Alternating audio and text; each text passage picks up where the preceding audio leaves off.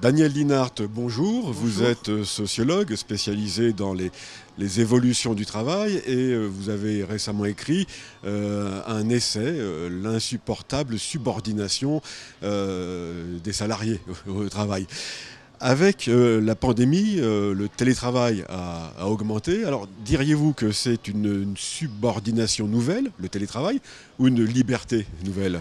Ah bien, je dirais que c'est une subordination renouvelée et plus personnalisée qu'auparavant. C'est-à-dire que au sein d'un collectif, la subordination, elle est vécue comme un destin commun dans le cadre d'un rapport de force qui peut être vécu comme tel.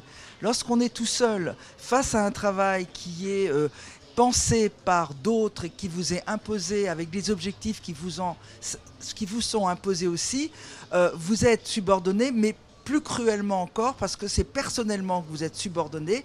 Dans le cadre du télétravail, c'est dans votre environnement naturel, domestique, familial, affectif, et vous vivez tout seul dans une sorte de solitude très très forte, cette subordination, d'autant plus que, et ça je pense que à la fête de l'humain on le prendra comme quelque chose d'évident, l'action collective, et notamment syndicale, est particulièrement mise en difficulté lorsque les gens sont éparpillés, atomisés avec le télétravail. Finalement, l'aspiration au télétravail qui se manifeste, en tout cas spontanément chez certains, est-ce que c'est en fait une aspiration à surtout travailler autrement ? Alors je pense que c'est pas vraiment une aspiration à travailler autrement, c'est plutôt le symptôme d'un désespoir de travailler comme on travaille.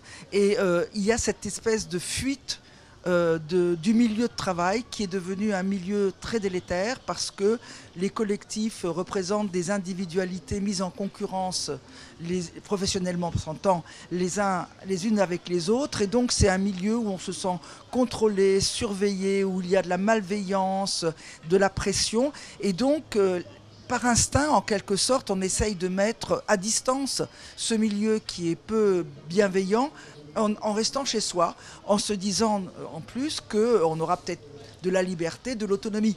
Mais je pense que les dimensions les plus délétères du travail s'aggravent, s'exacerbent quand on est en télétravail, parce que le peu qui restait du collectif auparavant, s'affaisse complètement, et pour livrer vraiment une réalité où chacun est face à une épreuve personnelle, individuelle, dans le cadre d'une soumission, d'une subordination qu'on connaît. Merci, Daniel Linhart. Merci à vous.